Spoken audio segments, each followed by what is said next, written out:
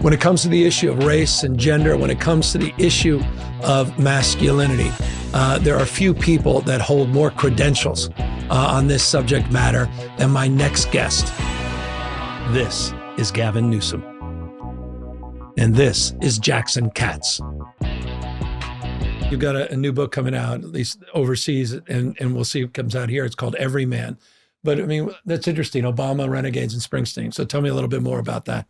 Well, yeah, my book was just published in the UK in February, but it's coming out in September in the United States, the American version. It's called Every Man, Why Violence Against Women is a Men's Issue and How You Can Make a Difference. And Jack, just so for people that don't know you, you've been at this issue, been talking about the issue of intersection between gender, race, violence for decades and decades. I mean, you've been in this space talking about the issues of masculinity, what's happening in young men, and the relationship between the sexes for 25 plus years, right?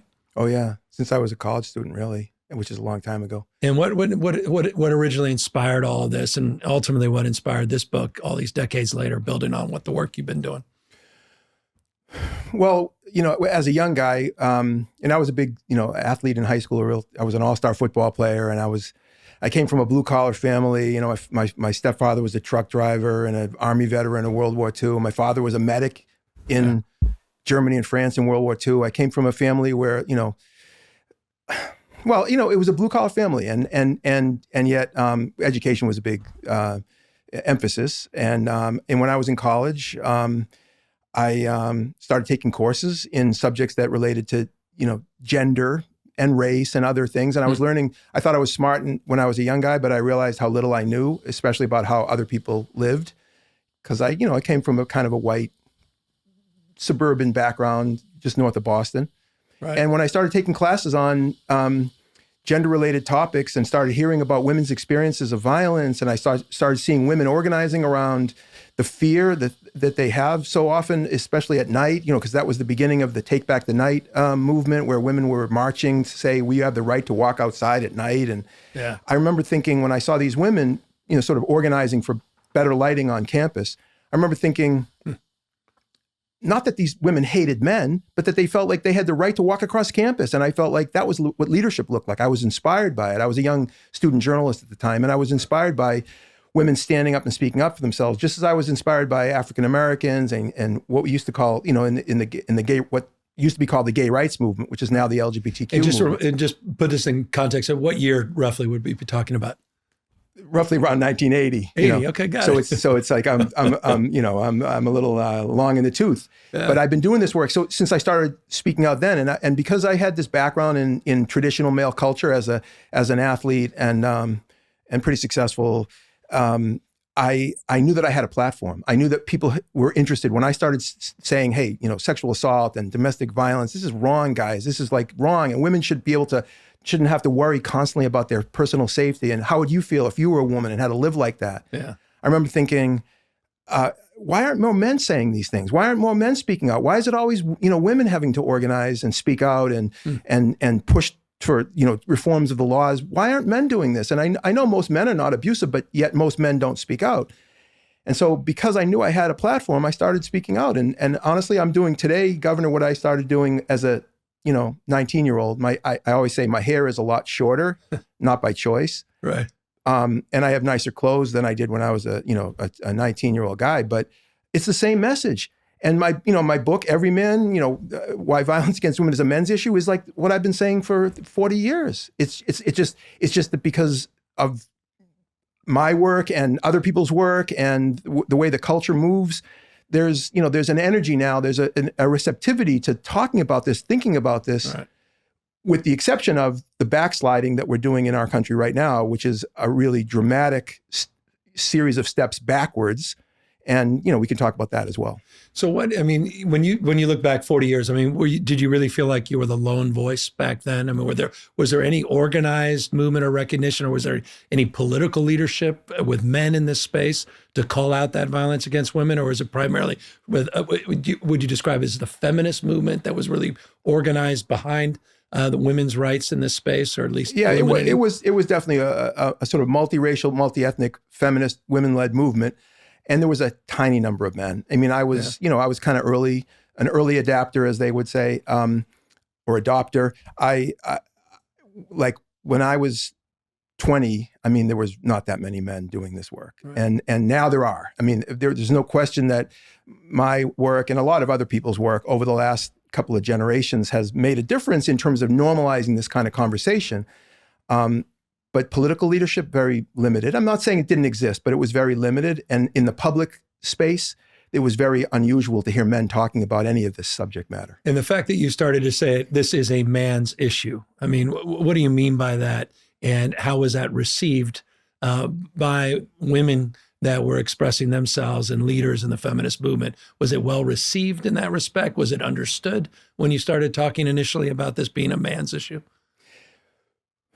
Generally speaking, I would say yes, because what feminist leaders were saying back then, and they say this now, is that the role for men who are really, concerned about these matters, which, by the way, all men should be. It's not something that should be a specific to me or a small number of men, yourself. But a lot of the women leaders, including Bell Hooks, famously, the sadly late African-American feminist scholar and writer and activist, would say, which she and others would say, that the proper role for men in this work is to educate, organize, and politicize other men. It's not to go in and save women or even to work with women. It's to go into male culture in every racial and ethnic, community, and these are global problems, not local problems. I mean, they manifest locally, but they're global problems. The proper role for men is to like get with their guys, you know what I mean? Like their friends, their colleagues, their peers, and adult men need to be providing much more overt and explicit leadership to young men. And if you stay in that lane, in other words, I think that's what women are asking. By the way, it's very similar to what people of color have been saying for white people who are, whether you call them allies or collaborators. It's like, you don't need white people going to black communities. You need white people organizing white people and speaking out and using the platform of influence that they have within their own sort of, culture or spheres of influence. It's a simple concept. It's not even that complicated. So you say, I mean, for 40 years you've been at this, and obviously there was, you've had an incredibly successful career and a lot of influence in this space, but you referenced yourself that there seems to be a door that's opening now in this space, but there's also a door closing, and we'll get to that in a minute in terms of some regression. But the door that's opening in terms of what consciousness in the space, a recognition of the crisis of young men, the political side of this. How do you describe is it a policy framework that you see shifting or a political framework that's shifting? It's both. I would say there's a shift in consciousness that's been happening over the last couple of generations, really. It's not a really, brand new thing. I mean, whole generations of men and young men have grown up with feminist mothers, with women in the workplace as equals, with girls and women sitting next to them in school, in the professional world. I mean, my parents' generation didn't have those experiences. It was much more sex segregated, and women were excluded from mainstream sort of competition with men in so many areas. But there's a whole generations of men who have come of age in a way that it's been normalized, And a lot of men have much more likely to have female friends and colleagues, and take that as just obvious, as opposed to some radical new development that they have to adjust to. But at the same time, I think there's a whole lot of men who have done very little speaking out about men's violence against women, and a lot of men get really uncomfortable about this subject. And I think a lot of men, including powerful men, who are really incredibly articulate about a whole range of subjects, but when it comes to this subject, they are like, oh my God, I don't want to go near this, or I don't know exactly what to say, or they become inarticulate. Right. And so what ends up happening for a lot of men, including powerful men, I'm serious, what they'll do is they'll either remain silent because they don't want to screw it up, or they're just so uncomfortable, or they'll defer to women and women's leadership. And I think on one level, fine, we need to uplift women's leadership, but in a sense, that's not fair. It's not why is it women's responsibility? It should be men's. That's a way of hoisting off, putting onto women what men should be carrying, especially those of us who have cultural, political, economic power and influence. And so I think one of the big challenges of our time is getting more men who are already there, in the sense that we're uncomfortable with other men's abusive behavior. We don't like it. We know it when we see it.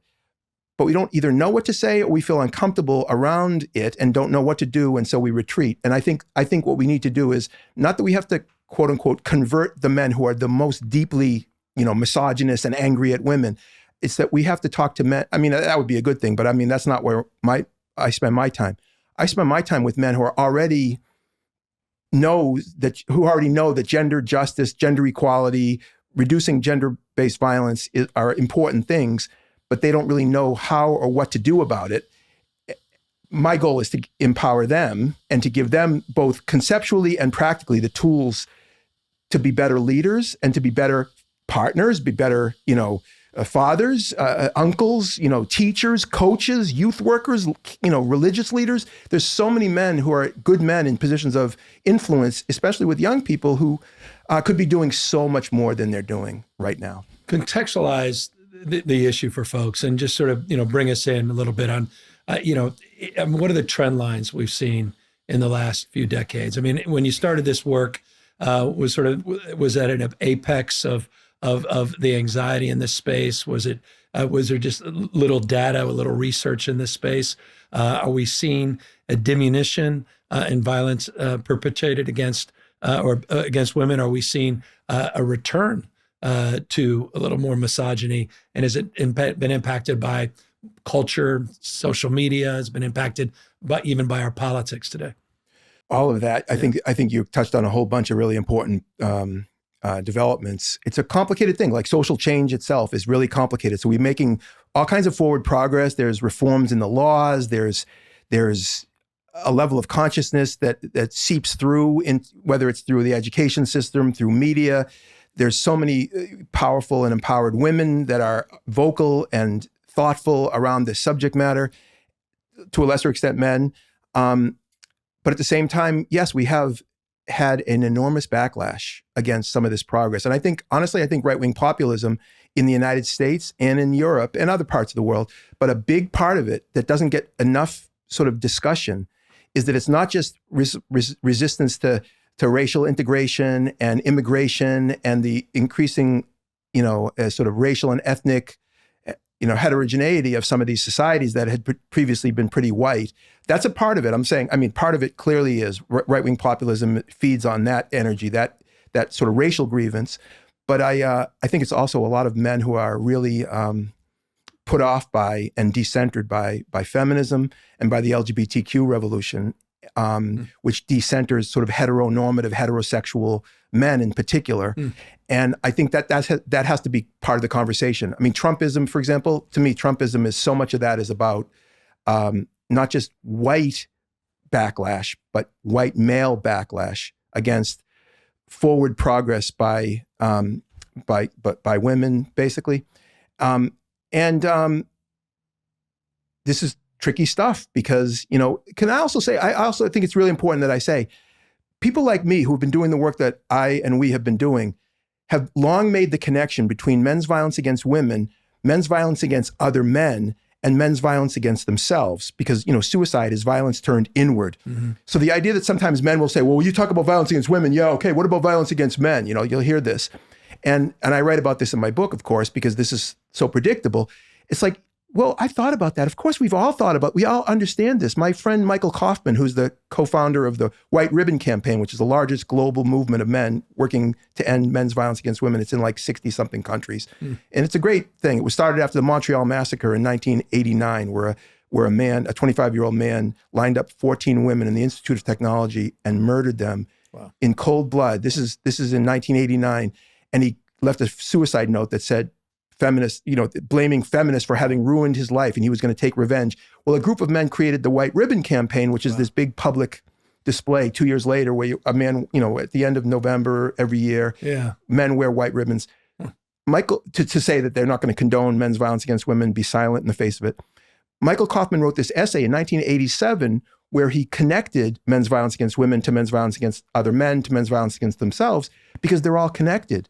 And so no thoughtful person in the 21st century who's looking at men's violence against women fails to see that all kinds of other things in men's lives are also connected. In addition, by the way, look at all the men, who have women in our lives who have been assaulted by other men. who look at all the men, adult men who have, partnered with women who are sexual assault survivers or domestic violence. And full disclosure, well, my wife, who's been very vocal about that, and what occurred with Harvey Weinstein. She has been, and she's been an incredible, brave leader on this subject. And I love her leadership on this and her bravery. And I love working with her on these matters. Absolutely. But I'm saying there's so many of us. Which is, I don't know any, your point. Exactly. Yes, I don't know any man who doesn't have women in his life. I imagine you go to audiences all the time and just ask people to raise their hand. Yeah. Well, or yes, or just in terms of my social networks and the people that I know. I'm surprised if I meet a man who doesn't have women in his life who have been assaulted by other men. Yeah. It's not some esoteric subject matter that affects some small group of people. Is it getting worse? Is it getting better? Again, it's a complicated question. I think we've made enormous progress until the current regime at the federal level. We've made enormous progress. In terms of I'm curious. You just put out a report that can really quantify that in terms of research dollars that are rolling back, obviously advocacy in the DEI space, which is not, I think so much of what people focus on DEI is around racial issues, but a big part of the movement was gender issues. And obviously that's under assault. But what else? Is the actual statistics in terms of acts of violence perpetuated against women, is that increasing, decreasing, or is those research dollars drying up and we're going to finally not really have any understanding of that? All of the above. I would say we have been making progress. There has been some data that showed that we have been making progress over the past, 25, 30 years in reducing the incidence of domestic and sexual violence.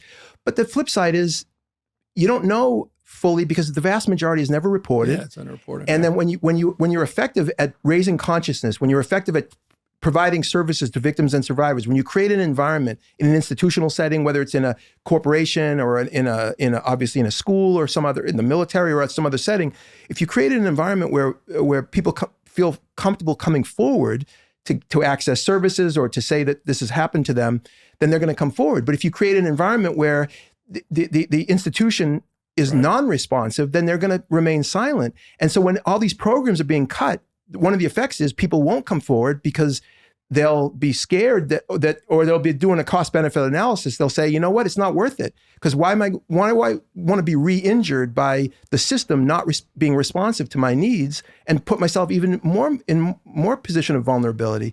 So it's complicated, but in terms of the back and forth. Yeah. But I do have to say, the social media, sort of the digital revolution, has created a whole new set of challenges. It's also created new possibilities, obviously, for connection and for solidarity and community and people connecting with each other from their isolated, silos. There's no question that it's a mixed bag in terms of this subject matter. But the porn culture, the pervasiveness of deeply misogynist objectification culture, of women, objects, ownership. Yes, and the complete sexual degradation of women in the mainstream porn culture. That a lot of young people growing up with it are seeing that as normal. They're not seeing this as some, oh my God, some radical,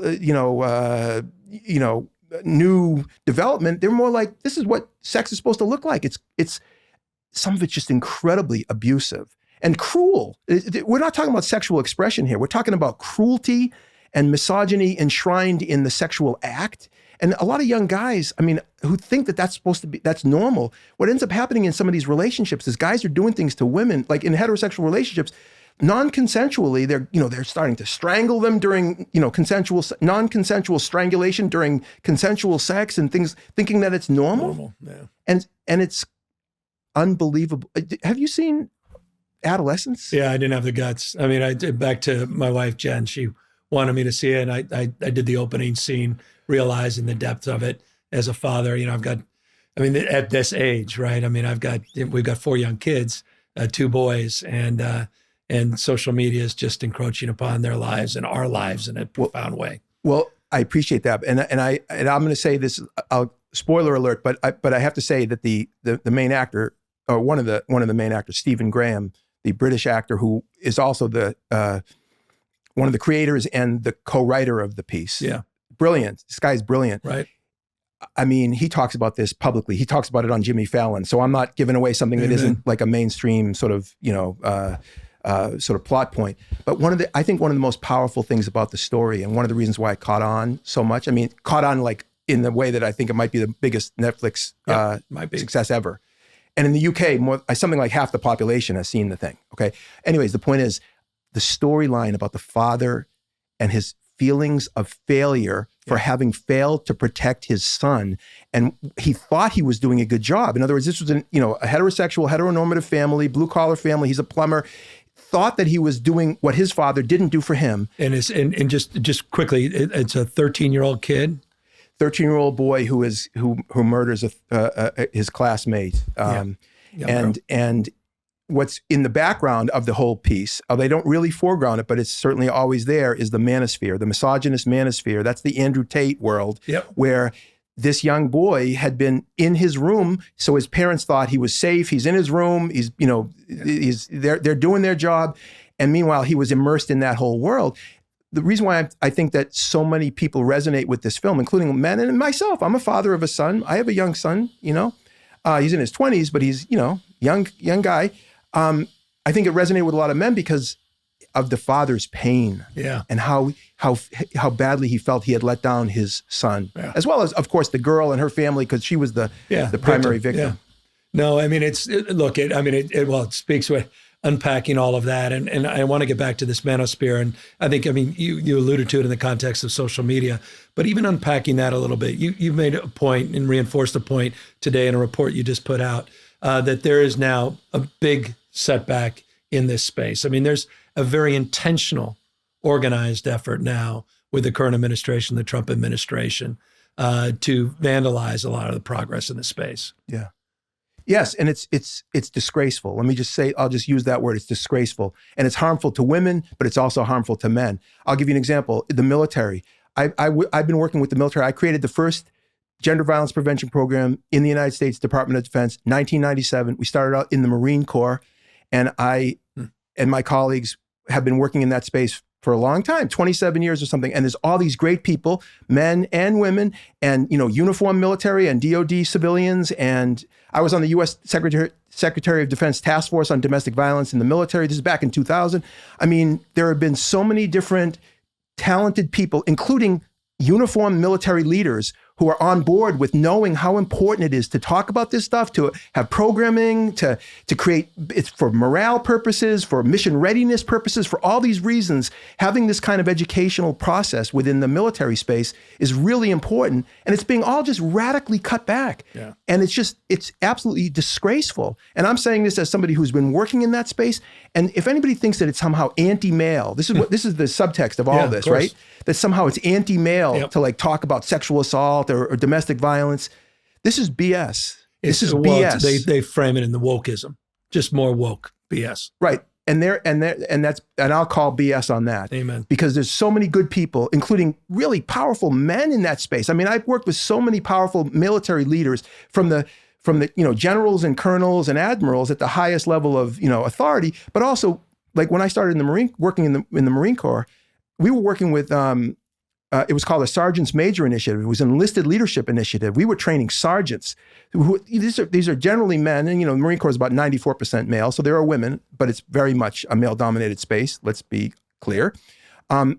Most of the sergeants are in their 20s, and they work directly with the young troops. These the 18, 19, 20-year-old troops, and so providing the leadership training for them, for how they can provide leadership to the younger troops. This is, to me, such a basic thing. Not only should it not be rolled back, it should be expanded and deepened. And what's happening is the exact opposite. Under the name of supposedly caring about warrior culture, this is just total BS. And I think under the name of anti-wokeism, some of the most forward-thinking and sort of useful educational and other consciousness, shifting strategies over the last generation are being undermined. And are you seeing this happening also in sports? Because I know you've been not just working in military, but you've represented a lot of good work in many different venues as it relates to athletics as well. Well, again, the program that I created, the Mentors in Violence Prevention Program, MVP, was the first, 1993, at a place called the Center for the Study of Sport in Society.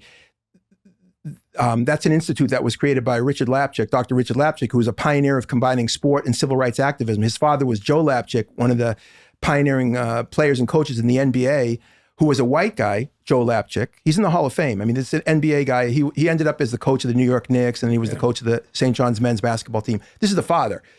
He was also a white guy who was for racial integration way ahead of the curve. The son was an activist, like a 60s era activist who wasn't an elite athlete, but he was passionate about civil rights and sports. And he created this institute in 1984. And I, as a graduate student in Boston, came over to his institute pitching the program to train college male student athletes to speak out on these matters. This is in 1993. And my thinking was not that there was a problem in athletics of male athletes assaulting women, although there was such a problem and continues to be. My thinking was, where are we going to find young men who have the status, the self-confidence, and the platform of influence to break the silence among men and young men? Because I was thinking lots of guys are uncomfortable with abusive behavior and misogyny around them, but they don't speak up, as I was saying earlier. So we need more men who already have some confidence, because it takes guts. One of the reasons why guys don't speak up on these matters is because it takes guts. It takes strength. It takes self-confidence. And not just 20-year-olds, but for 50-year-olds. A lot of men get they're anxious. And you know what they're anxious about? They're anxious about other men. Right. And they're anxious that other men are going to think that somehow they're soft or weak. And it drives me, I have to say, it drives me crazy, because I watch people on the right mock and ridicule men who speak out about domestic violence or sexual assault. Joe Rogan, Jordan Peterson, these people mock and ridicule. Andrew Tate is even more exaggerated in how he mocks and ridicules men who stand for gender equality and gender justice, as if we're somehow soft and weak. And I often say, and I so appreciate the opportunity to say this to you here in this setting, if you're a guy, being one of the guys takes nothing special whatsoever. Just going along with your boys, it's like that takes nothing special. What takes something special if you're a guy is turning to your friends and saying, hey, dudes, that's not cool. The way we don't do shit like, we don't do stuff like that here. Yeah. Or we don't treat women like that. Or that's not, you're my friend, but the way you're talking to your girlfriend, I'm concerned. That's not cool, dude. That takes so much more strength and guts and self-confidence. And yet the guy who says it is a beta, is a wuss, is a soy boy, is a virtue signaler. And so many young guys have grown up in a media environment, a social media environment, where, like me, I know that's what's going to happen is when people watch this, is there's going to be people like this, who's that beta? It's just so embarrassing to me, because it's like literally the opposite of the truth, right? So anyways, that's why I started working in the athletic subculture. And my program was the first large-scale program in college athletics, and that was the first program in professional. And I have to say, you know who the first team we worked with in professional athletics? New England Patriots. And then we worked with the Red Sox, because we're in Boston, right? Yeah. So we had the Patriots and the Red Sox, and at one point the Patriots had won like three out of the first 5 years we were working with them. The Patriots had won the Super Bowl, and the Red Sox had won the World Series for the first time in 86 years. Crushing it. Right after they started working with us. And so I would always say, as a laugh line, I would say, you know what? Something about the Yankees, I'm sure. Well, that's true. Well, that's true. But it was even more self-serving. I said, I'm not going to claim that the Red Sox and the Patriots working with us was the reason why they won incredible championships, but you can't disprove it either. Well said.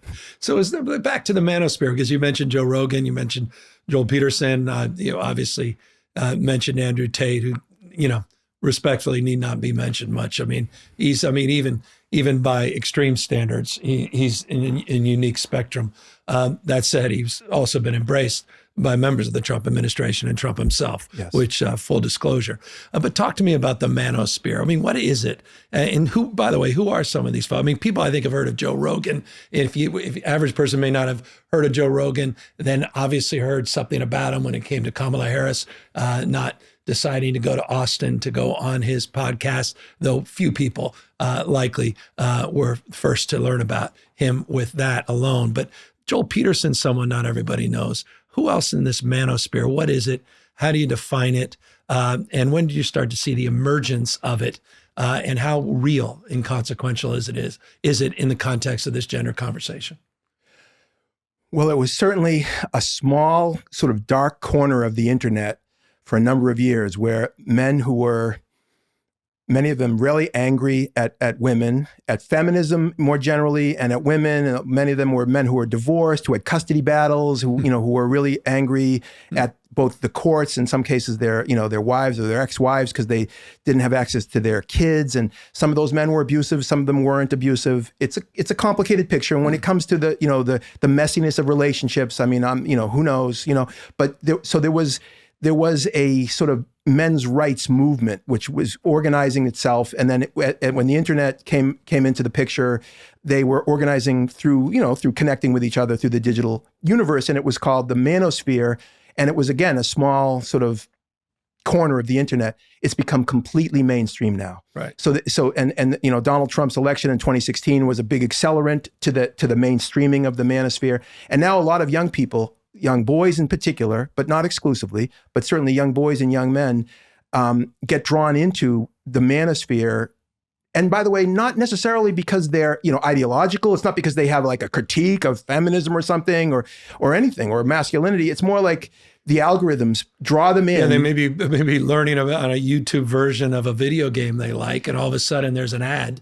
That's right. That's, with a Bugatti or something, and they click onto that, and all of a sudden they're part of some university. That's right. And then all of a sudden, 2 months later, they're in a conspiracy theory. That's right. And part of the conspiracy is that men are being taken advantage of, and that men are being disadvantaged, and that feminists are anti-male, and that you as a man need to stand up and speak up and fight back, because that's the whole red pill idea. Like somehow you're now consciously seeing that the world is lined up for women, and which is, by the way, again, talk about a topsy-turvy understanding of the way the world works, right? And by the way, a lot of these men, as you know, have never taken a course on, gender. They've never read a book about it. They've never attended seminars. They haven't watched, long YouTube videos, or even TED Talks, like my TED Talk or other people's TED Talks.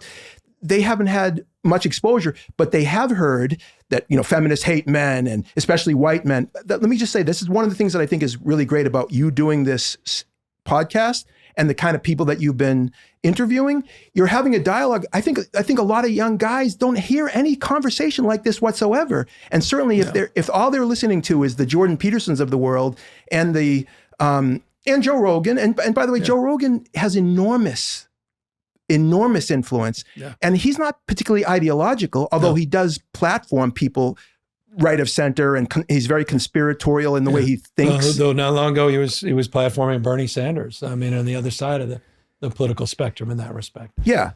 But he's a smart guy, even though he's I think he's a little bit. He goes in different directions, and sometimes I think, oh my God, he's so insightful, and other times he says things that I'm like, oh my God.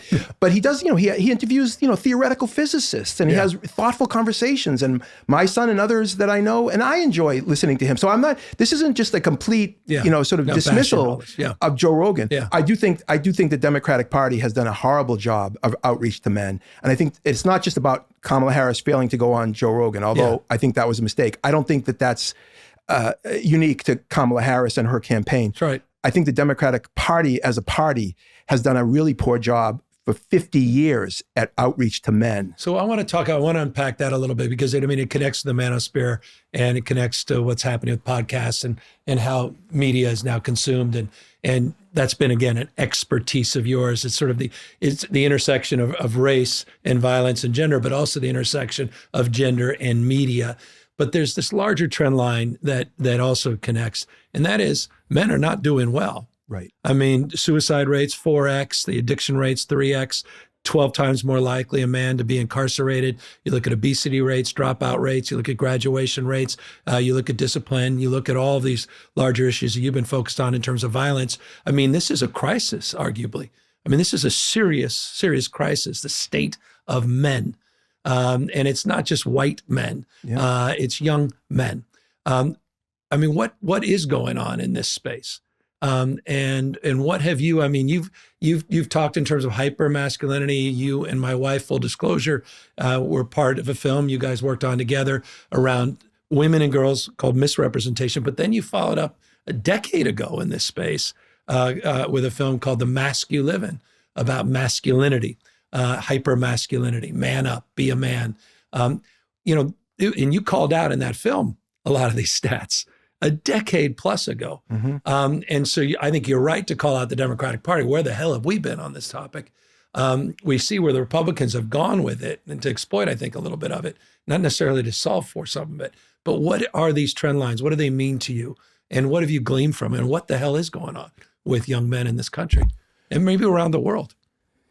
Sure. Well, I mean, there's no doubt that there's all kinds of indications that a lot of young men are not doing well. And you just named some of those statistics, and some of your other guests have talked about this subject and thoughtfully and it's all good. By the way, I do want to say one of the things that is frustrating to me is that feminism is not the enemy of men. Right. It's like, if you want to help men, if you want boys to thrive, if you want boys to have better lives, better relationships, better self-regard and self-care, to take care of themselves, feminism is not the antithesis of that. Feminism is giving a pathway.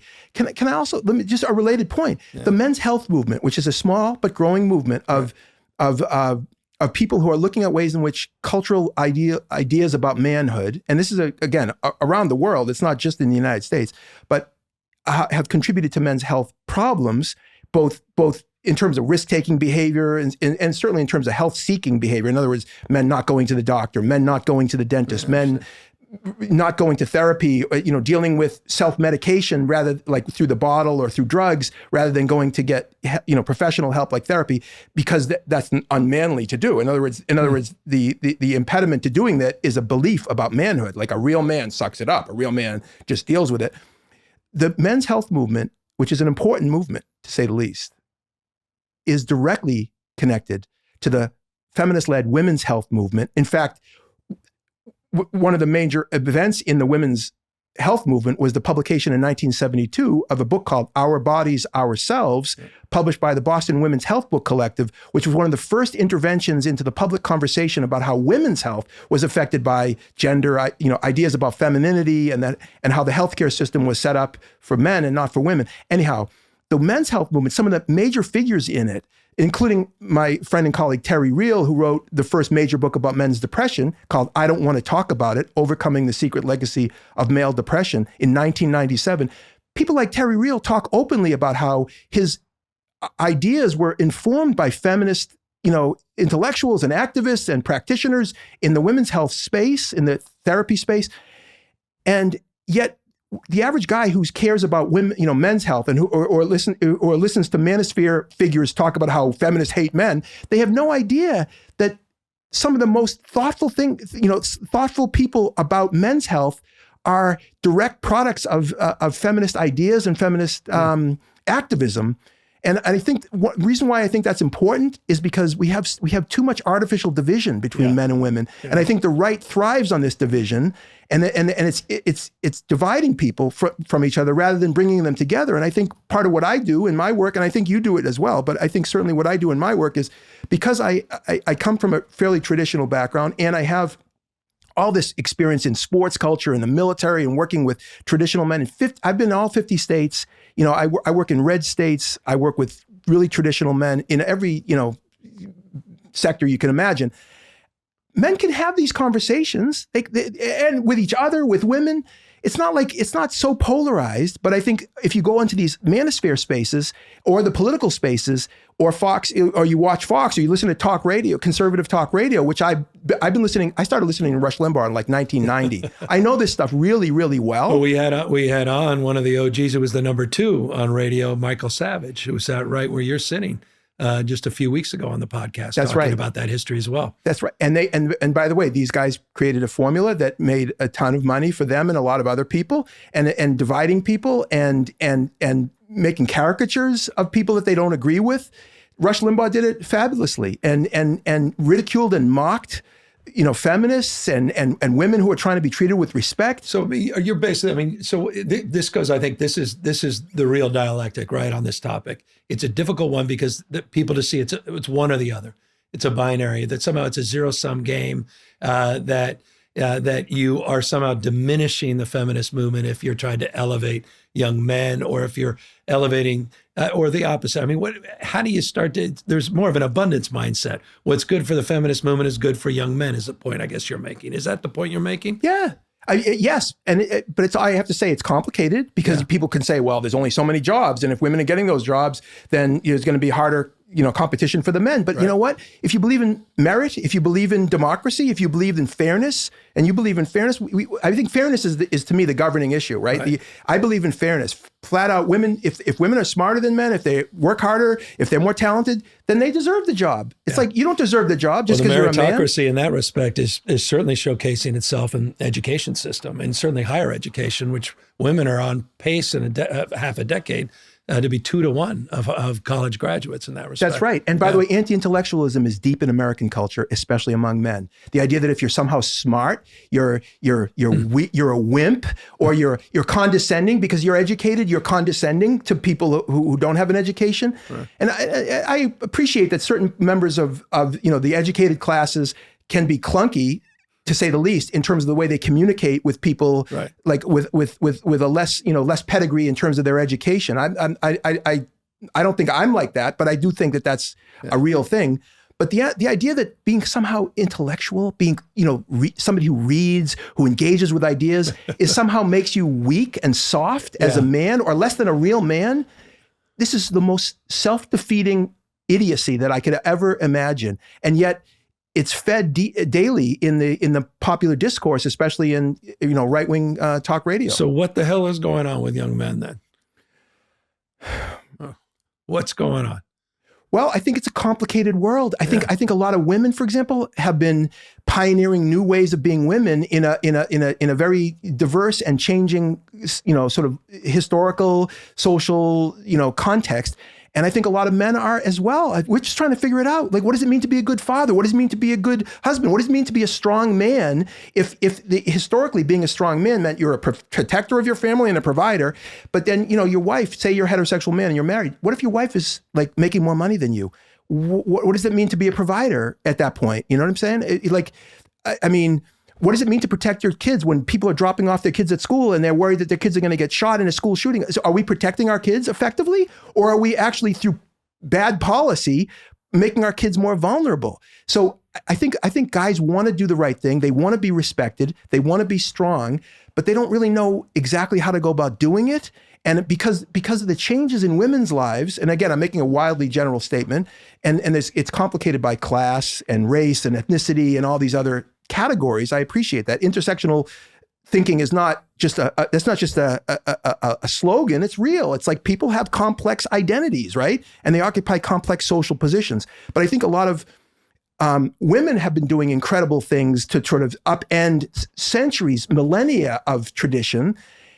And as a result, a lot of men are completely decentered and are still trying to figure out, what does it mean? What do I mean? What does it mean to be me? What does it mean to be strong? And I think some men are drawn to, and again, I'm not dismissing this. I think it's okay. Some men are drawn to more traditional ideas about manhood, in part because they're simpler and they're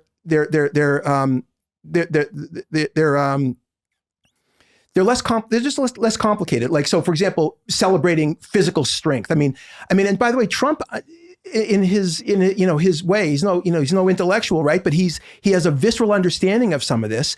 And the Trump campaign, how they go to UFC fights, and Trump walks into a UFC fight and everybody's cheering. And it's like conquered hero. Yes, and it's like that reestablishes that Trump is the man's candidate. The Republican Party is the men's party, and they just doubled down. The Republicans doubled down on this in the 2024 RNC, and it was like, to me, it was like a cartoonish, hypermasculine spectacle. I was embarrassed by it, but it worked. Hulk Hogan ripping off his shirt at a convention? Yes, and Dana White saying he's the biggest badass, and one person after another going up and saying Donald Trump is the strongest man I've ever met, and I was just embarrassed by this, but it worked. It worked, especially for young men.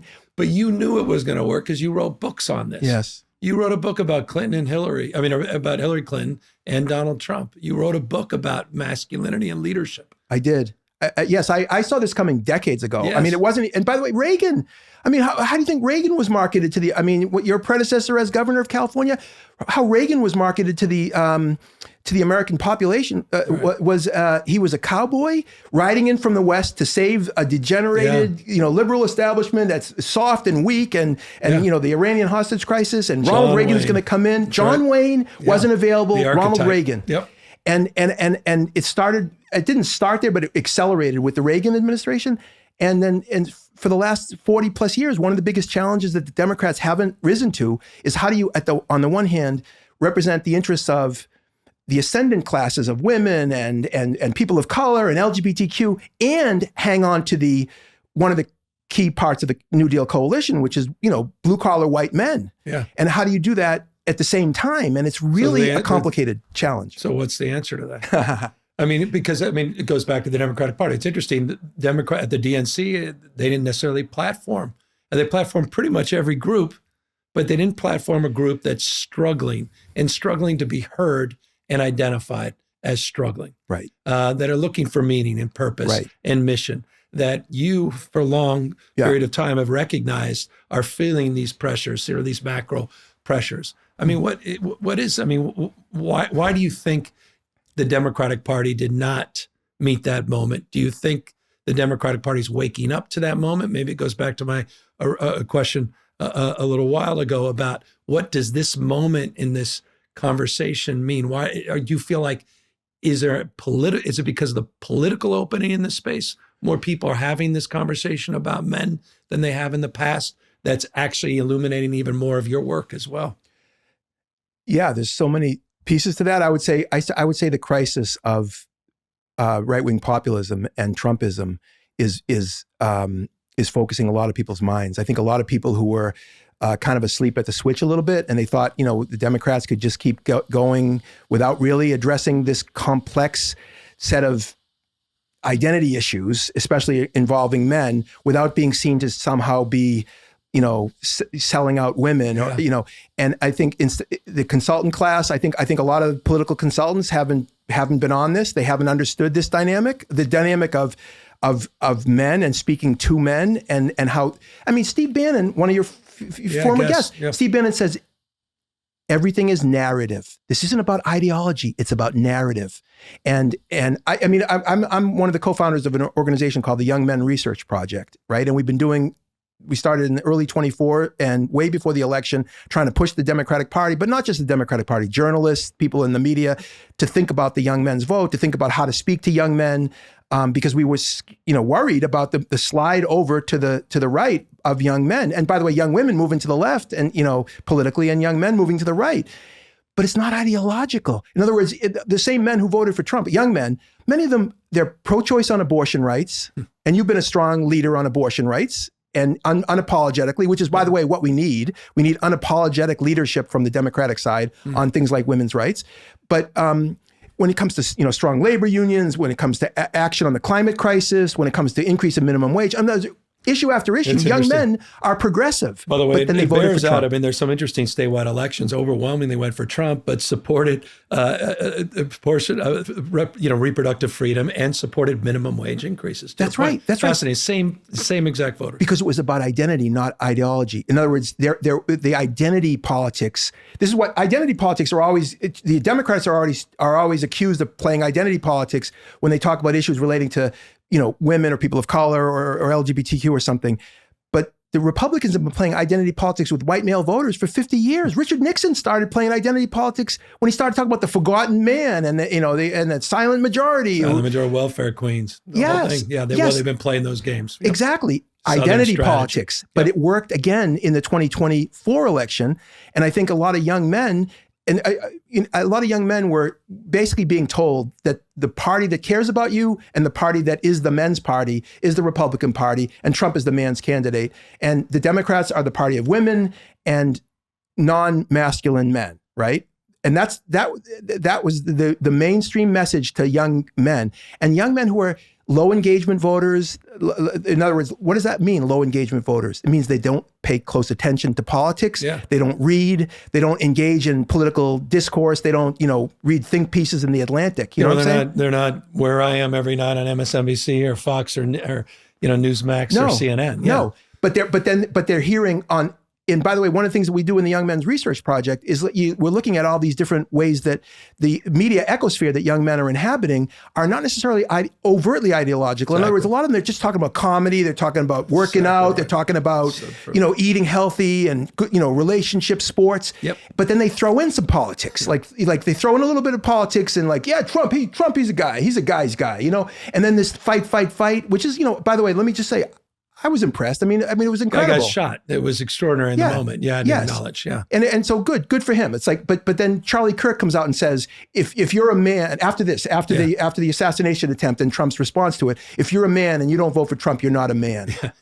That to me that's embarrassing to me. Right. Charlie Kirk, I'm sorry, that's embarrassing. Oh yeah, we had him on the show as well, as you know. Yes. No. And again, let me just say also, I think it's great talking to people, having dialogue with people. I have arguments with and discussions with people that I don't agree with all the time, including men, around some of this fraught subject matter. It's fine. Good. Let's go. Let's have a discussion. No, I think it's important. Let me ask you about just the Me Too movement. The sort of ascendancy of consciousness in this space, and then the reaction to it. Do you think there's been an overreaction to it? Do you think there's been an appropriate reaction to it? Do you think people have understated the power of the Me Too movement? Where are you? I mean, just on that spectrum of observation, acuity, interest, your own activity in that space, where do you come out in terms of just your experience with that movement and with where we are today? Okay. I think we need to, one way to think about this is kind of widen the aperture a little bit and think about this in longer terms. For thousands of years, men assaulted women in families, in relationships, in marriages. Marriage was rape was legal within marriage, including in the West until very recently. I mean, in the UK, it was only outlawed in 1991, rape within marriage. And in the United States, as late as the 1980s, there were 6 states where it was still legal for a man to rape his wife. I mean, seriously. I mean, we weren't so long ago cleaning up some statute language on that, even in California. So I completely understand what you're saying. Right. Yeah. So there's still some language in that space. Exactly. And to this day, and there's hundreds of millions of people who live in countries where it's still legal for a man to rape his own wife. So there's been thousands of years of men brutalizing women and getting away with it with absolute impunity. And finally, you have in the 20th century, you have a movement, whether it's the women's movement more broadly, and then more specifically the anti-sexual assault movement that started really taking off in the 1970s and 80s, as well as the anti-domestic violence movement. So these are very recent movements. I mean, for somebody who's 20 years old, the 80s might sound like a long time ago, but let me just say, it's not that long ago. Yep. I was just listening to a mix list from the 80s, and I was like, I was in my 20s during the 80s, and I was like, I remember. Yeah. I know every word to these songs. Amen. Anyhow, the point is, it's not that long ago. Flock of Seagulls, I mean, included, or just Duran Duran. Well, anyway, that's another conversation. Yeah. So, but the point, exactly. But the point is, you had these movements organized against something that's been going on for thousands of years, and finally, giving a voice to women, reforming the laws.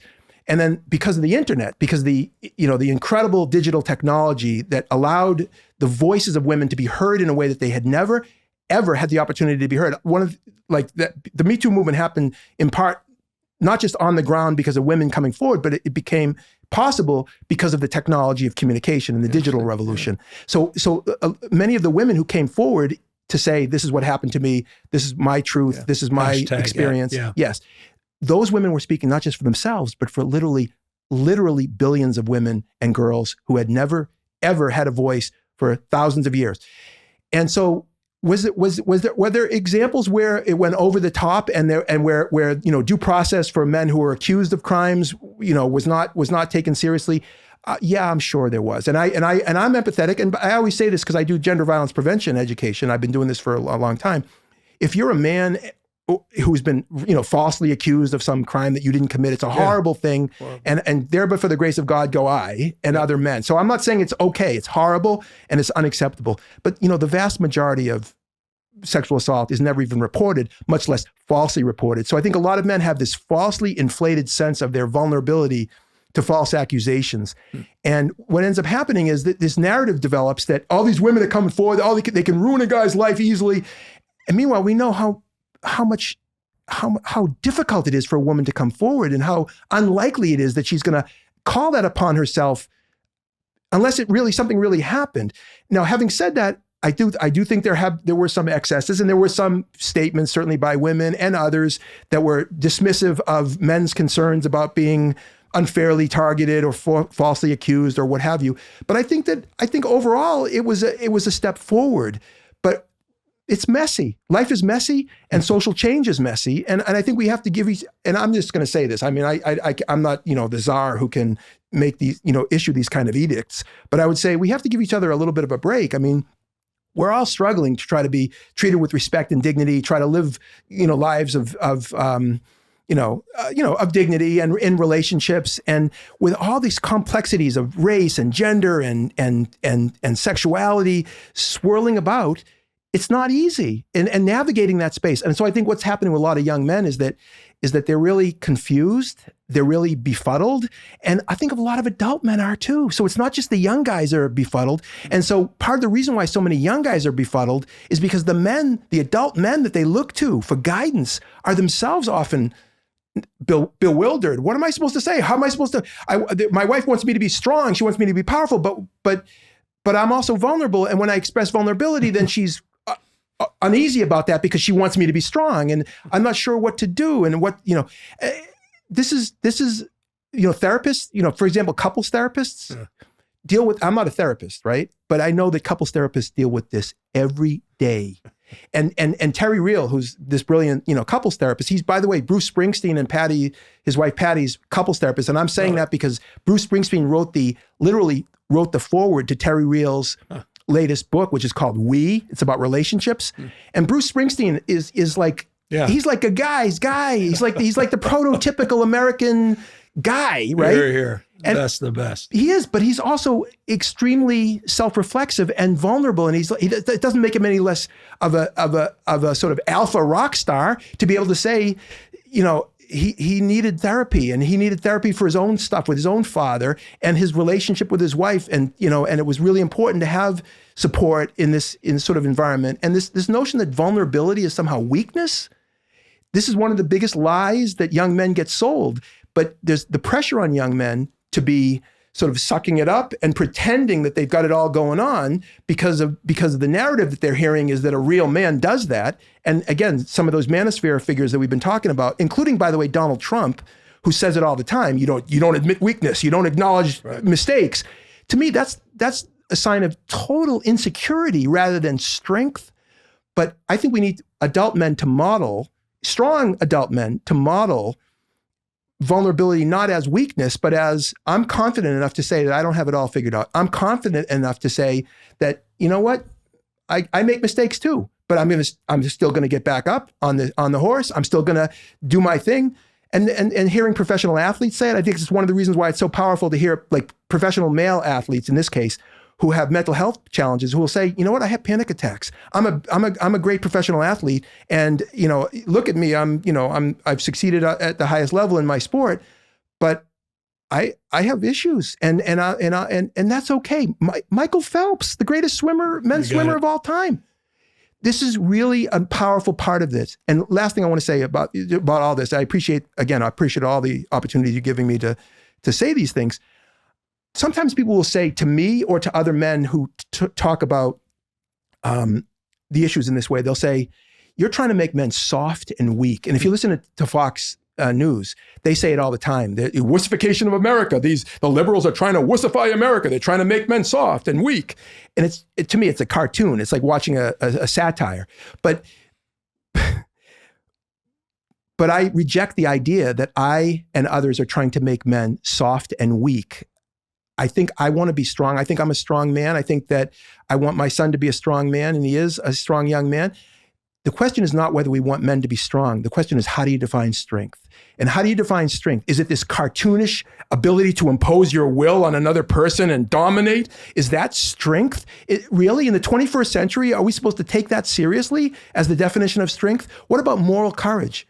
What about the courage to do something that even though there's going to be a consequence for you that's negative because it's the right thing to do? What about social courage, which is to say speaking up in the face of, abuse, whether it's, your friends of yours making derogatory comments or online spaces where guys are being really disrespectful to girls or women and calling them out and saying, hey, that's not cool. What about, resilience in the face of adversity? All these are evidence of strength and courage and positive qualities. I think we need to say to young men and older men, we want you to be strong, but we want you to expand your definition of strength. And the reason why that's so helpful is because it's positive and aspirational. It's calling men into good behavior rather than calling them out for bad behavior. And I think if you call them into good behavior and say, we need more men with the guts to speak up, we need more young men who have the courage to say, misogyny is not cool. Treating women with disrespect is not going to get you my respect. It's not going to get you my admiration because you know what? You got some issues. If we had more men who are willing to say that and young men willing to say that, then we would begin to counteract some of these harmful things that are happening in men's lives. And I think a lot of young men seek connection. They want relationships. They want intimacy in their lives. But if they're going down the route of hardening up, getting tough, being sort of, hiding in their shell, if you will, and inhabiting this angry world of the Manosphere and the sort of the right-wing populist movement, that's not going to get them what they want. That's not going to get them the love and the connection and the intimacy that they crave. So I think we have to say it in terms of men's self-interest and boys' self-interest. It's in women's self-interest. Gender equality and gender justice is obviously in women's self-interest, but it's also in men's self-interest. And I think if people can hear that, I think we've made a lot of progress. Jackson Katz, thanks for joining us in this podcast. A hell of a way to end and close out this podcast. Thank you for your work. Thank you for your advocacy. Thank you for your clarity, your conviction, and thank you for being at this for decades and decades. Thanks, Governor. And thanks so much for giving me this opportunity and for having these conversations. Right on. I really appreciate that leadership and that thought leadership and your commitment. Thank you. I appreciate it. Thank you.